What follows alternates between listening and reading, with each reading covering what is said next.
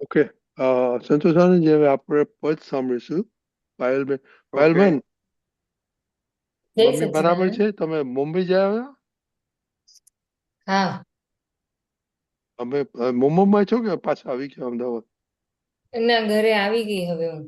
Okay, mummy બરાબર? Okay, progress છે? હા, મમ્મીને ડિસ્ચાર્જ મળી ગયો એમને, અને ઘરે આવી ગયા છે, એટલે એમને ઘરે સેટ કરીને પછી હું આવી ગઈ ઘરે. Okay, very good. ચાલો ચાલો, પદ મે યુ આર ઓલ્સો કો હોસ્ટ, એટલે you can unmute mute anybody. Okay, મારે થોડું બ્રેક ઓકે. લેવા. હું આવું ત્યાં સુધી સંતોષ આનંદજી બિઝી રાખવાના તમારે. ઓકે. હા. તમારો એક્સપિરિયન્સ પદ પતી જાય ને હું ટાઈમ હોય ને એક્સપિરિયન્સ કહેજો તમારો મમ્મીની સારવારનો. એ જય સચિદાન. હા. હા.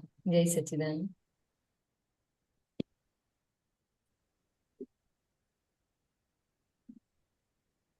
જય સચ્ચિદાનંદ. જય સચ્ચિદાનંદ. કાચના વાસણ જેવું છે માનવીનું મનડું. કેટલી વાર તોડી નાખી. જોડવું છે કપરું. કાચના વાસણ જેવું છે માનવીનું મનડું. ભાંગવું છે સહેલું, જોડવું છે કપરું. વાર્તાના તો વડશો ના કોઈને, જીવડું જો પાટ છે તો ગરદો શિરો.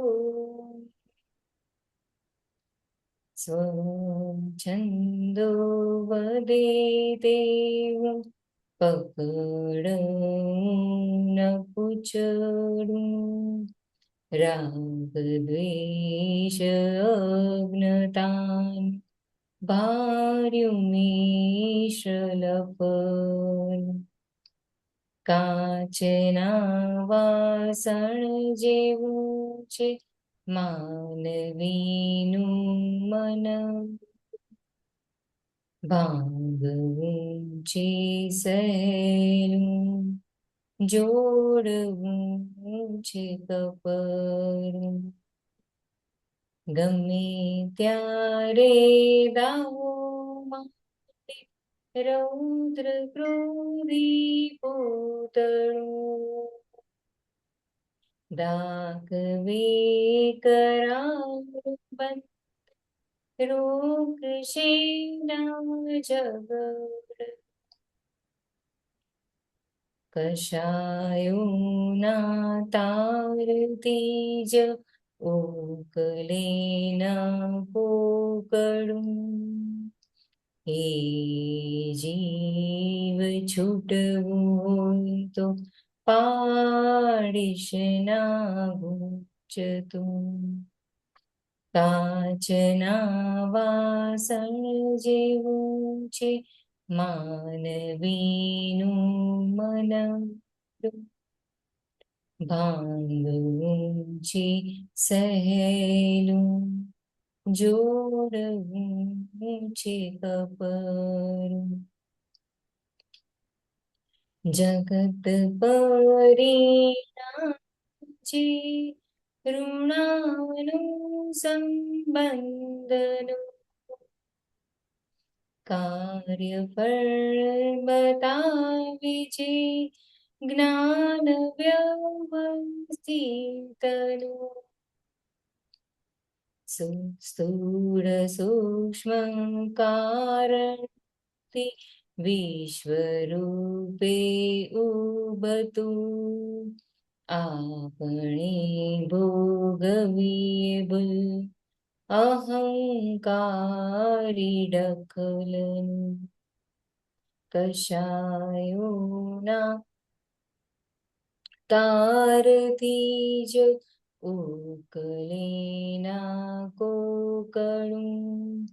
હે જીવ છૂટવું હોય તો પાડીશ ના ગૂંચતું. ચેતન છે જ્ઞાન જડથી જુદો બિંદ, તેથી જ વાંધતા ઇન્દ્રિયો પ્રત્યેકનું. પુષ્પ સહી શકે નહીં મારણ ગણ, કર્મ ગાઢ બાંધી લેશે માનવીનું મન. કાચના વાસણ જે છે માનવીનું મન, ભાંગવું છે સહેલું જોડવું છે કપરું. જય સચ્ચિદાનંદ. જય સચ્ચિદાનંદ સંતોષાનંદજી. જય સચ્ચિદાનંદ. અઘરું પદ કાઢી લાયા તમે તો.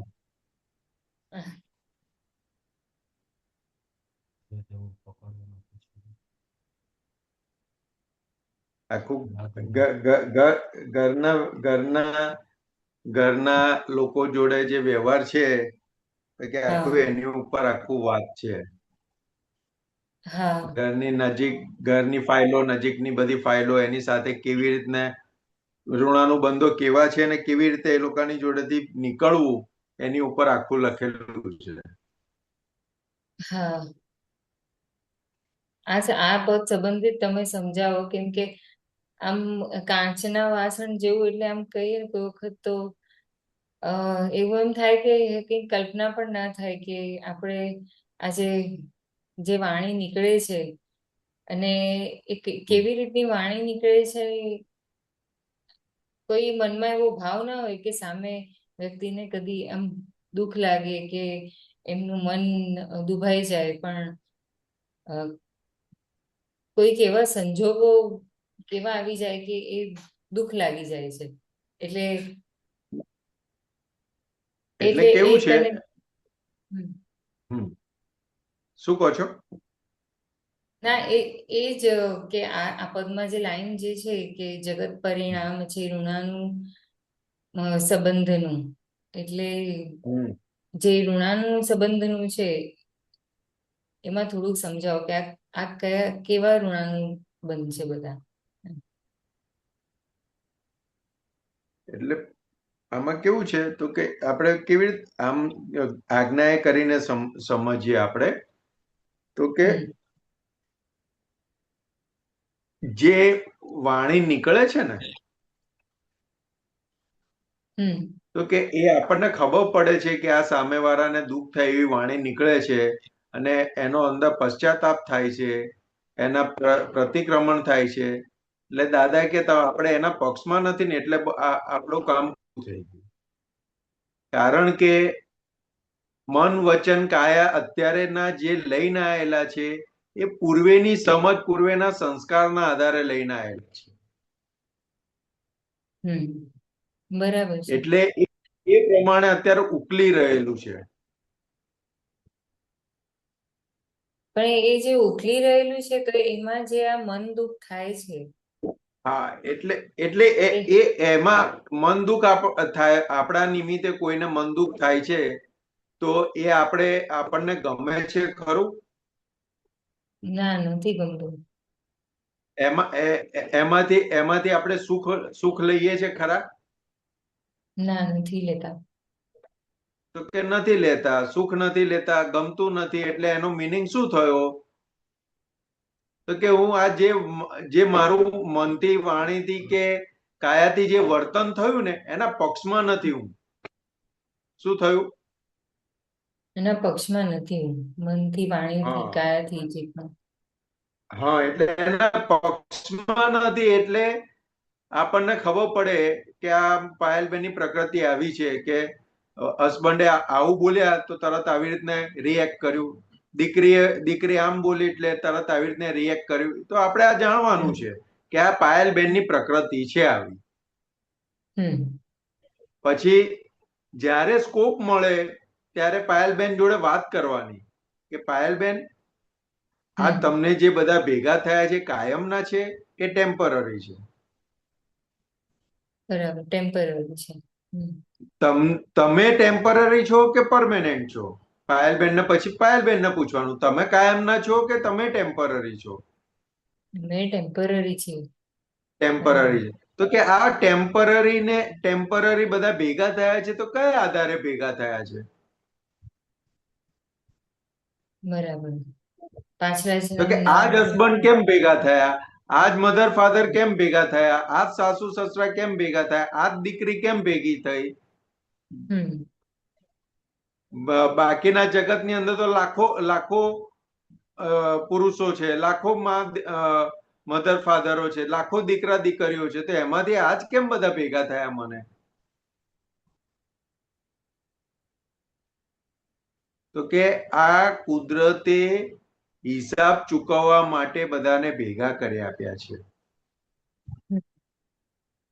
એટલે દાદા ભગવાન કહેતા હતા તો કે આ સમજવા માટે છે, તો કે આ કળિયુગની અંદર જેને માટે પૂર્વેના ભાવોમાં જબરજસ્ત વેરભાવ હતા ને, એ બધા ભેગા થયા છે ઘરમાં. એટલે કે આ અંદર સમજવા માટે છે. તો કે આ જેટલું જેટલું અંદર પાક્કું સમજાતું જશે ને, એમ કોઈનો પણ ગમે તે ખૂણાથી ગમે તેવું એક્શન આવશે ને, તો અંદર પછી રિએક્શન ઊભું નહીં થાય. કારણ કે વેરના ભાવથી ભેગા થયેલા છે, એટલે એની જોડેથી તમે સુખની અપેક્ષા કેવી રીતે રાખી શકો? તમારું કયું સાંભળશે એ અપેક્ષા કેવી રીતને રાખી શકો તમે? એ રખાય જ નહીં. આ પાયલબેન જોડે વાત કરવાની, ત્યાં તો બધા વેરના ભાવથી ભેગા થયેલા છે, તો તમારું કહેલું કોઈ સાંભળશે નહીં. પણ ફરજમાં છે પણ અપેક્ષા ના રાખશો કે તમારા કયા પ્રમાણે કરશે. બરાબર છે. કારણ કે ઘરની અંદર દરેક વ્યક્તિ આપણને પનિશમેન્ટ આપવા માટે આવેલી છે. શું આપવા આવેલી છે? પનિશમેન્ટ આપવા માટે આવેલી છે.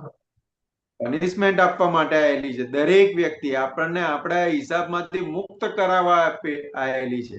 અને એ નિમિત્ત છે, એને કઈ પનિશમેન્ટ આપવું નથી,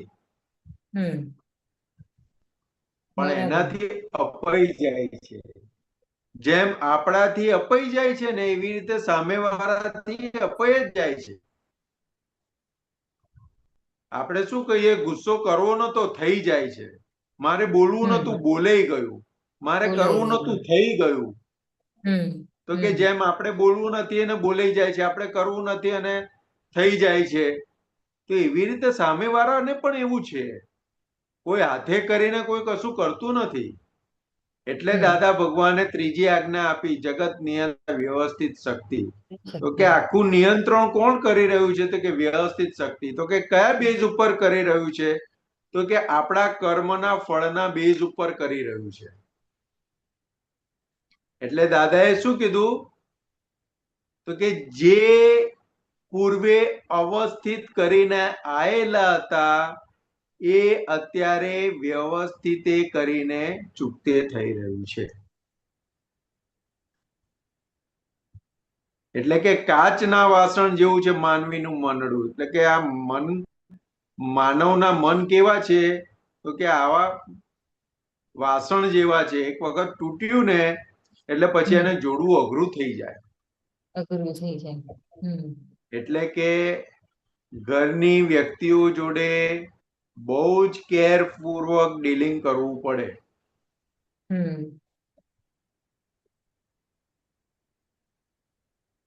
એટલે કે ગમે ત્યારે દાવો માંડે, રૌદ્ર ક્રોધી પૂતળું. કે રૌદ્ર અને ક્રોધી પૂતળું છે કે કયું છે, કેવું છે? રૌદ્ર ક્રોધી.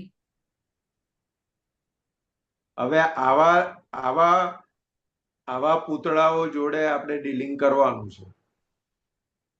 કેવી રીતે કરવાનું?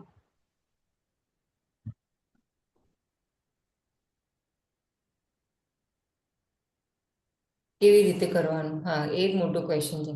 એટલે કેવી રીતે કરવાનું એટલે કોઈ વખત હું એવી રીતે જ વાત કરું, પોતાની સાથે જ વાત કરું કે ના કે સામેવાળી વ્યક્તિ નિમિત્ત છે. હવે એ જે ગુસ્સો આવી રહ્યો છે એ ટેમ્પરરી છે ગુસ્સો. અને પણ કોઈ વખત એમાં એવું થાય છે સંતોષ આનંદજી કે જે ગુસ્સો હોય, જે સામેવાળી વ્યક્તિને જે ગુસ્સો હોય એમને ગુસ્સો કોઈ બીજાને લઈને આવ્યો હોય, બીજી કોઈ વ્યક્તિ, બહારની કોઈ ત્રીજી ચોથી વ્યક્તિને લઈને આવ્યો હોય, પણ ગુસ્સાનું પછી કારણ હું બની જાઉં એવું પણ થતું હોય. એટલે કોઈ વખત એવો સંજોગ પણ દેખાયો છે, એવો ઇન્સિડન્સ પણ દેખાયો છે. અને જ્યારે આવી રીતે ડીલિંગ વધારેમાં વધારે ક્રોધનું ડીલિંગ કરવાનું બહુ જ આવે. કેમ કે ક્રોધ નાની નાની વાતને લઈને આમ ક્યારે ક્રોધ થઈ જાય કઈ ખબર જ ના પડે. એનું ડીલિંગ કરવાનું બહુ આવે. હવે એ ડીલિંગમાં એક સુધી આવીને ઊભું રહી જાય છે કે ના સામે વ્યક્તિ નિર્દોષ છે અને સંજોગ આવ્યો છે, સંભાવે ફાઇલનો નિકાલ કરવો છે એમ. પણ એ એક સુધી આવીને ઊભું રહી જાય છે અને પછી થોડો સમય નીકળી જાય એટલે પછી મારો ક્રોધ પણ ઊભો થઈ જાય છે. એટલે 50-50% જેવું થઈ જાય છે એમ. એટલે આપણે મૂળ કેવું છે પાયલબેન કે આપણે એટલું સમજવાનું છે તો કે આ પાયલબેનની પ્રકૃતિ આવી છે. અચ્છા, શું બરાબર. પાયલબેનની પ્રકૃતિ આવી બંધ છે. કરવાથી ડાટા મારવાથી કશું થવાનું નથી. એને જોવાથી ઓગળશે. જોવાથી ઓગળશે. જોવાથી એટલે બંધ કરવાથી ઓગળશે. એટલે કે આ પાયલબેનની પ્રકૃતિ હું બંધ કરી રહી છું એવી રીતે આવે કે એટલે જે પ્રકૃતિમાં જે ચિકાશ રહેલી છે એ ચિકાશને ઇગ્નોર કરીએ છીએ એવી રીતે થાય. એટલે કે એ પ્રકૃતિ રિએક્શન આપે છે ને જે તે સમયે જે તે ફાઇલ જોડે કઈ પણ એક્શન રિએક્શન જે કઈ થાય છે ને તો કે ખાલી ઓળખવાની છે પ્રકૃતિને કે આવું આવું આવું આવું આવું છે તમારામાં. બરાબર. અને જો આવું તમારે ના જોઈતું હોય તો કે આ માફી માંગો, શક્તિ માંગો, માફી માંગો, તો કે એનાથી એનો ઉકેલ આવશે. આપણે એને રોકવાની નથી. શું રોકવાની નથી? કારણ કે હાથમાં છે જ નહીં. રોકાવું એ હાથમાં છે જ નહીં. જે આપણે હાથમાં નથી એ સત્તા હાથમાં લેવા જઈએ છીએ એટલે વધારે ઇમોશનલ થઈએ છીએ, વધારે ડિપ્રેશન થાય છે. એ બધું એના લીધે થાય છે કે જે હાથમાં નથી એના હાથમાં લેવા જઈએ છે. હવે આપણા હાથમાં શું છે તો કે આજ્ઞાવાળો ભાગ. બરાબર. તો કે આપણે એ પ્રકૃતિને જુઓ ને પાયલબેનની કે દીકરી જોડે આવો વ્યવહાર કર્યો, હસબન્ડ જોડે આવો વ્યવહાર કર્યો, તો એની જોડે જોવાની પડી ને કે આ તને પોસાય છે, પછી અંદર વાત કરવાનું, પછી માફી માંગીને ઉકેલ લાવવાનો એનો.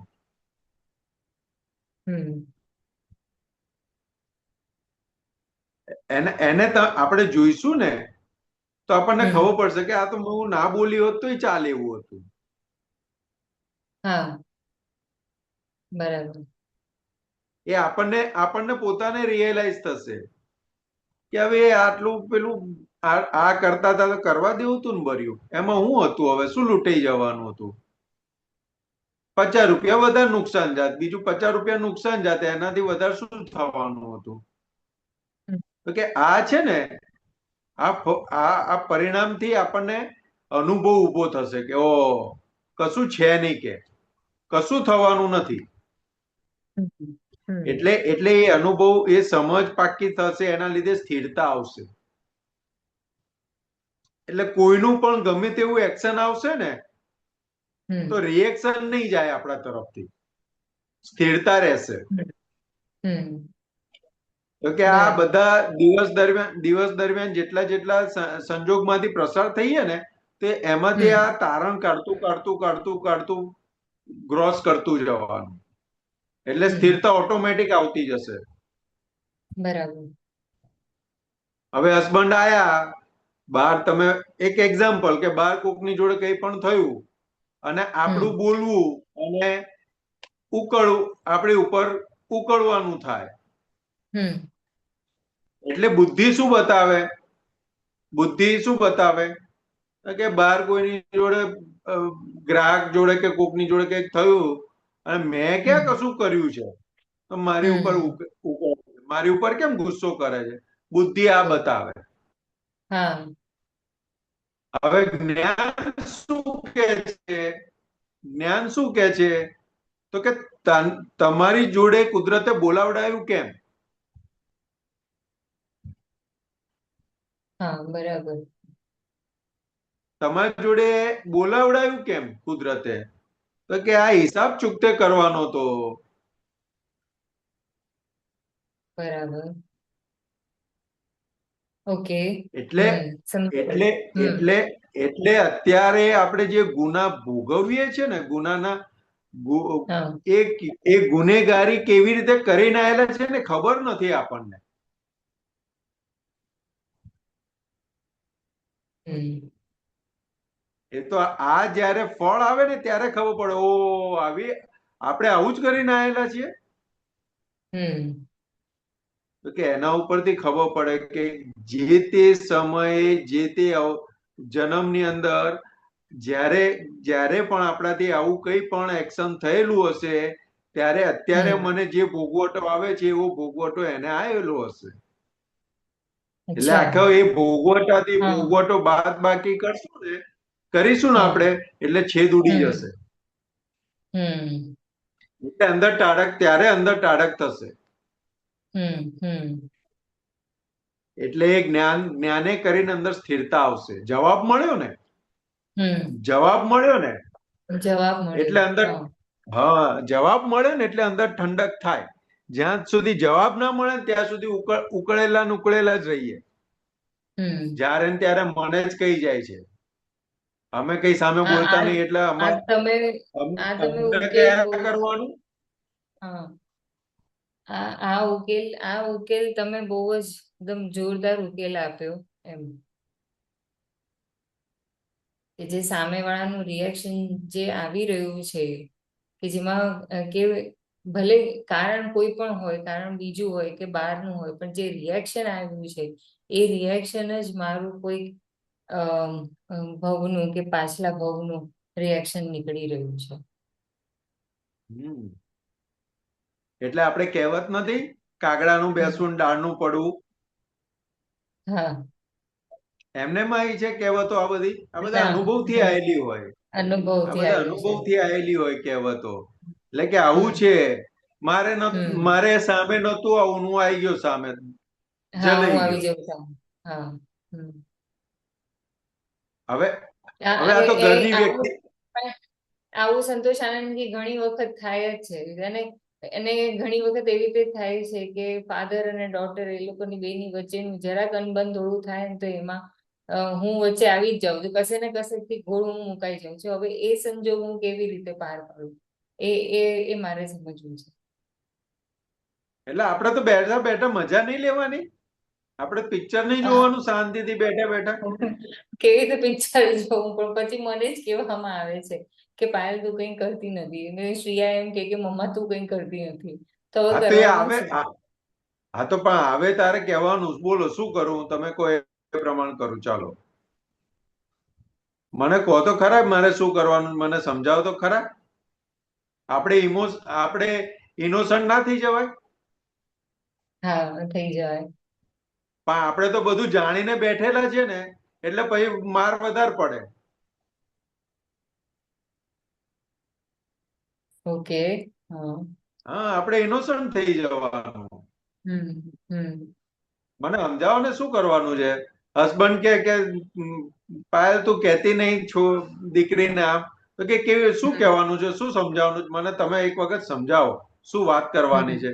હું બરાબર હમ સમજી જાઉં ને પછી હું એને સમજાઈ શકીશ. ત્યાં સુધી મારું નહીં હમ મારાથી નહીં સમજાવાય.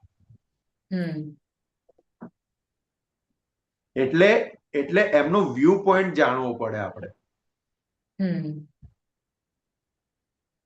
એવી જ રીતે દીકરીનો વ્યૂ પોઈન્ટ જાણો તો સોલ્યુશન આવે. પણ બેવના સંતોષાનંદજી વ્યૂ એવું પોઈન્ટ છે, કોઈ બેવના વ્યૂ પોઈન્ટ ને વ્યૂ પોઈન્ટ તરીકે તમે જાણો ને તો એનું સોલ્યુશન આવે. પણ પેલા હસબન્ડ આવું કે છે ને દીકરી આવું કે છે તો સોલ્યુશન ના આવે. એમનો આ વ્યૂ પોઈન્ટ છે ને પેલા દીકરીનો આ વ્યૂ પોઈન્ટ છે, એ બે વ્યૂ પોઈન્ટ ને મેચ કરવાનો છે તો સોલ્યુશન આવશે.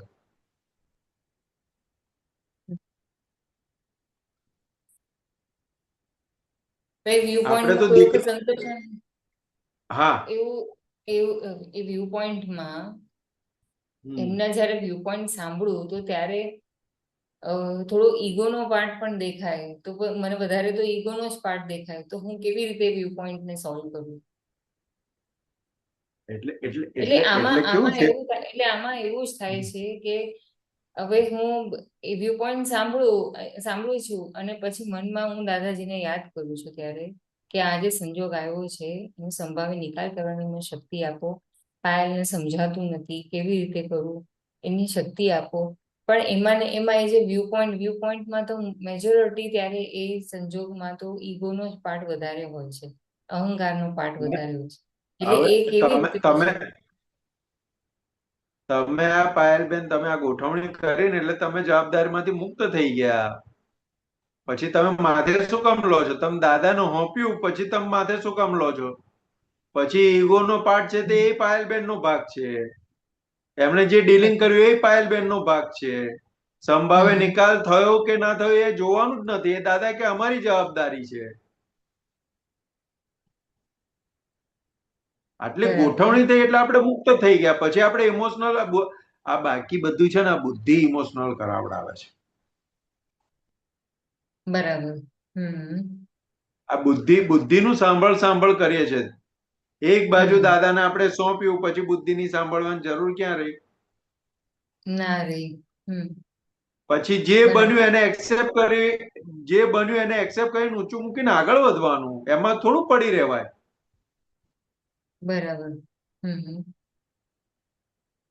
આટોપતા એટલે નથી આવડતું. હા, એટલે એક બાજુ દાદાને સોંપે પણ છે અને એક બાજુ આપણે બુદ્ધિનો વપરાશ પણ કરીએ છીએ. આ તો એવું થઈ ગયું. બરાબર. હમ. હમ આટોપી આટોપી લેવું પડે. એક આ વખત ટોપી દાદાને લેવું સોંપ્યું એટલે જે બન્યું એ એક્સેપ્ટ કરી વ્યવસ્થિત ખાતે જમા કરીને આટોપીને આગળ વધી જવાનું. હમ પણ આ બુદ્ધિ બેન છે ને આટોપવા નથી દેતી, એક્સેપ્ટ થવા નથી દેતી. તકલીફ ત્યાં આગળ વધે, અંદર ત્યાં સફોકેશન ત્યાં વધી જાય. ત્યાં વધી જાય છે. બરાબર. કોઈ પણ વસ્તુને તમે એક્સેપ્ટ કરો ને એટલે હમ ગમે તેવું મોટું હોય ને એ સોય જેવું થઈ જાય. ગમે તેવું પહાડ જેવું હોય ને કાંકરી જેવું થઈ જાય. બરાબર. એક્સેપ્ટ કરતા આવડી જવું જોઈએ. બરાબર. એક્સેપ્ટ કરતા હોય. હા, એટલે કનુ દાદાજીનું એક સૂત્ર છે ને, આ કાળમાં આવું જ હોય, પંચમારામાં આવું જ હોય. આવું જ હોય. એટલે બીજું કોઈ બહુ લાંબુ વિચારવાનું કે રહે જ નહીં. બરાબર. કોઈ નવાઈ પામવા જેવું નથી આ કાળમાં. બધું જ શક્ય બનશે. કારણ કે કાળ જ એવો છે અને આ કાળની અંદર ભેગા પણ બધા એવા થયેલા છે.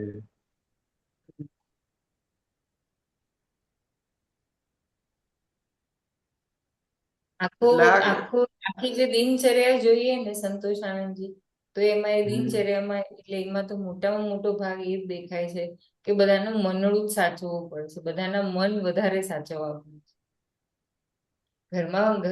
એટલે આમ જોવા જઈએ તો મારે 4 ફાઇલો, એટલે આમ કે હસબન્ડ અને ડોટર અને મમ્મી અને પપ્પા, એ રીતે 4 ફાઇલ. એવી રીતે તો એ 4 ફાઇલ એમના બધાના મન મન સવારથી લઈને સાંજ સુધી મન મન મન સાચવવાના હોય છે. એટલે કે આ પદ જ વધારે ગવાઈ જાય છે. હા, એટલે પણ કેવું છે કે તમે પાયલબેન નું જે મન છે ને એ સચવાય નહીં તો બીજા કોઈના મન સચવાશે નહીં. ઓકે. પાયલબેન નું મનને મારીને બીજાના મન સાચવવા જશો ને તો ક્યારેય સચવાવાના છે નહીં. છે નહીં. બરાબર. પહેલા પાયલબેન ના મનને સમાધાન આપવું પડશે. અને એ જેટલું સમાધાનને પામશે એટલી કન્વિન્સિંગ પાવર તમારો વધી જશે બીજાના મનને સમાધાન આપવા માટે. બરાબર.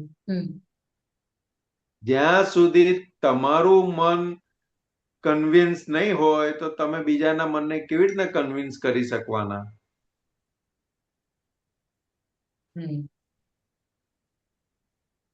એટલે દાદાએ કીધું કે ફાઇલ નંબર 1 ને સમાધાન મળ્યું એટલે બીજી બધી ફાઇલોને સમાધાન આપતા આવડી જ જાય.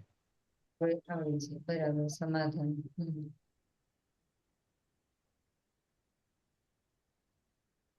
એટલે કે આ કાચના વાસણ જેવું છે માનવીનું મનડું.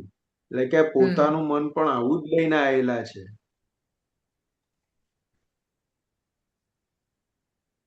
એટલે એને જેટલું જેટલું સમાધાન આપતા આવડ્યું ને એટલે એટલો કન્વિન્સિંગ પાવર એટલો સ્ટ્રોંગ થઈ જશે. બરાબર. બરાબર. એટલે આપણને પણ જે જવાબ નીકળશે ને આપણને પણ આશ્ચર્ય થશે, ઓ આવું કે તો વિચારેલું નહીં ને આવું નીકળ્યું. કે ના, અંદર મંથન થયેલું છે કે પાયલબેનના મનની જોડે એને સમાધાન આપવામાં મંથન થયેલું છે. એ મંથન થયેલું છે એ પછી બહાર નીકળે છે. બરાબર. એ આખો અનુભવ રૂપે બહાર નીકળે છે. એટલે દાદા શું કે છે કે અમે બ્રહ્માંડના અણુને પણ અમે વિચારી લીધેલું છે. અમે આ જગતની કોઈ પણ વસ્તુને વિચાર્યા વગર અમારી બહાર નીકળેલી નથી. બરાબર.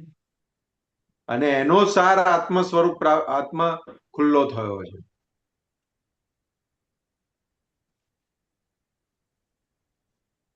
એટલે શું કે આ જગતના બધા લોકોને તમે તો ઓટીમાં લઈને ફરી એમ છીએ.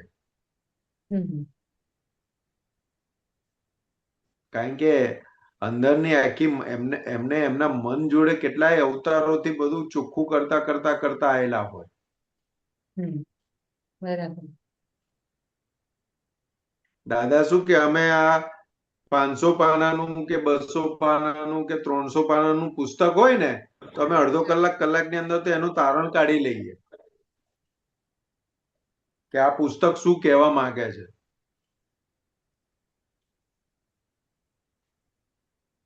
કેવું હશે?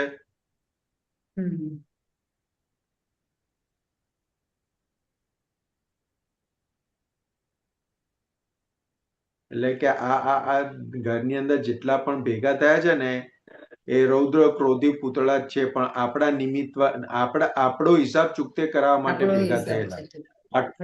આટલું આપણે સમજી લેવાનું. એટલે છે ને નોર્માલિટીમાં અવાશે. નહીં તો કાં તો એબો નોર્મલ વ્યવહાર થશે, કાં તો બિલો નોર્મલ વ્યવહાર થશે. નોર્માલિટી વ્યવહાર નહીં થાય. જેટલું પાયલબેનના મનને સમાધાન હશે એટલું નોર્મલ વ્યવહાર થશે બધાની જોડે.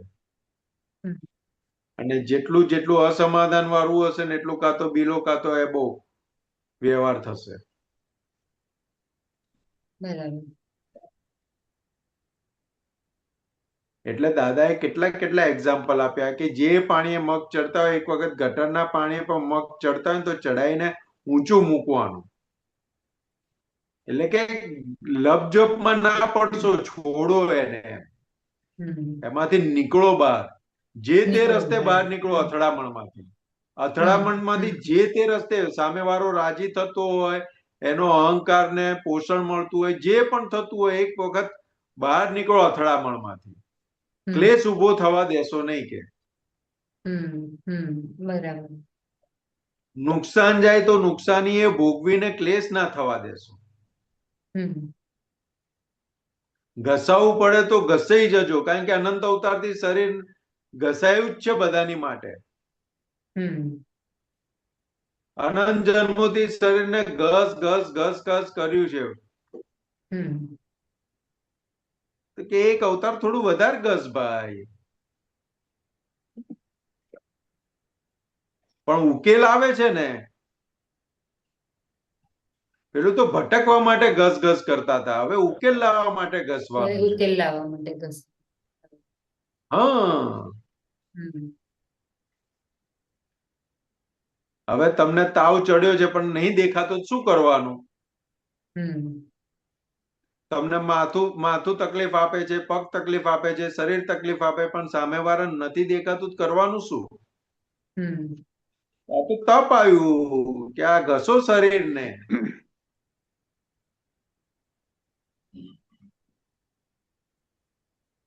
હા, તમે આ તો ઉકેલ લાવવા માટે ઘસવાનું સંતોષ છે. આનંદજી, તમે કહ્યું ને આ કાળમાં ટિપિકલ છે, કોઈને આપણું દેખાતું નથી.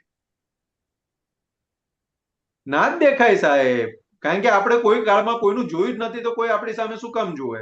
આ કાળ જ જેવો છે. હવે આપણી આશા જ મિથ્યા છે.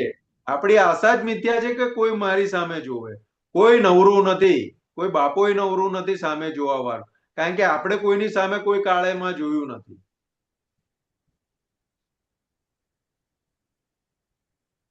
આપણું જ આપણને મળી રહ્યું છે. એટલે એક્સેપ્ટ કરી, જે બન્યું જે મળ્યું એને એક્સેપ્ટ કરીને આગળ વધવું પડશે. આ તારણ ઉપર ગમે ત્યારે પણ આવવું તો પડશે જ.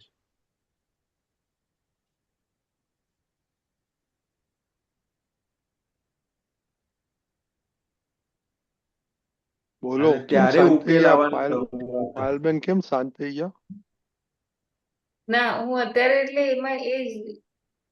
એટલે એ જ 2 મિનિટ માટે એટલે એ વિચારતી હતી કે આપણે જે ઋણાનુબંધની પણ વાત કરી, હવે મમ્મીની હેલ્થની વાત કરી, હું હેલ્થનું અત્યારે વિચારી તો તમે જે છેલ્લું હમણાં કીધું તો એનું કનેક્શન મેં થોડુંક મમ્મીની હેલ્થ સાથે કર્યું કે એમની હેલ્થ પણ આટલી જે બગડતી હોય છે આમ વારે વારે એમ, તો એ પણ આમ જોવા જઈએ તો એ પણ કોઈ ભવનું કારણ જ છે ને એમ.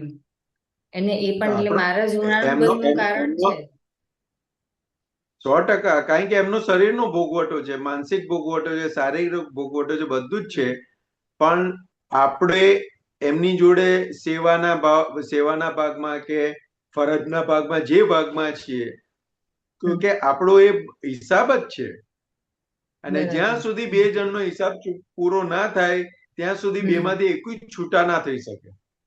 ના, બરાબર. અત્યારે એ જ વિચાર આવતો કે તમે કીધું ને કે એટલે આપણું જ કારણ થયું.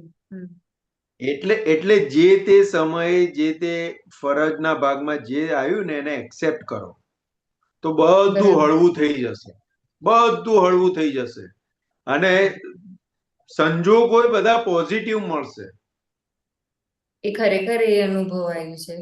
એ ખરેખર આ જે 16 દિવસ મમ્મી હોસ્પિટલમાં હતા, 16 દિવસ હોસ્પિટલમાં હતા, એટલે કોઈ એવી ગભરામણ થઈ નહોતી. કન્ટિન્યુઅસ ત્રિમંત્ર અને દાદાને યાદ કર્યા છે.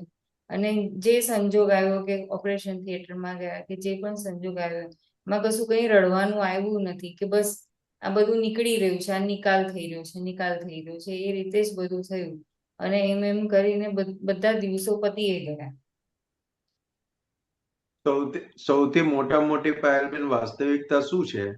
તો કે જન્મ્યા છે ને એટલે મૃત્યુ અટલ છે. અટલ છે, બરાબર. બરાબર છે. હા, હા. હવે ઘરે હોય, હોસ્પિટલમાં હોય કે ગમે ત્યાં હોય, નાની ઉંમર હોય, મોટી ઉંમર હોય, ગમે તે ઉંમર હોય, એ અટલ છે. આટલું સત્ય આપણે સમજીને બેસવાનું છે. જો આપણે બરાબર. કાયમના નથી તો બીજા કોઈ પણ કાયમના છે નહીં. નહીં. એટલે આપણો ભાગ ખાલી ને ખાલી ફાઇલનો સંભાવે નિકાલમાં હોય. બરાબર. પછી ફાઇલ નંબર 1 હોય, 2 હોય કે 50 નંબર હોય, ફાઇલનો સંભાવે નિકાલ. આપણું કામ આટલું જ. બરાબર. અને આ ફાઇલનો સંભાવે નિકાલ સેન્ટરમાં હશે તો આ વ્યવહાર આખો ઓટોમેટિકલી આદર્શ થશે. કરવા જવાનું નહીં પડે, પૂછવા જવું નહીં પડે. જો ફાઇલનો સંભાવ્ય નિકાલ સેન્ટર છે તો ઓટોમેટિક વ્યવહાર આદર્શ થશે.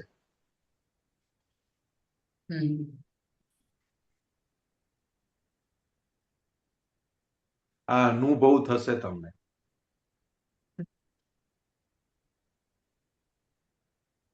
બરાબર. પાયલબેન વિચાર કરજો. હા. બીજું છે કઈ ક્વેશ્ચન? હા, આજે તો ઓકે, તો પછી રિપોર્ટ ક્યારે આપશો? Next Monday.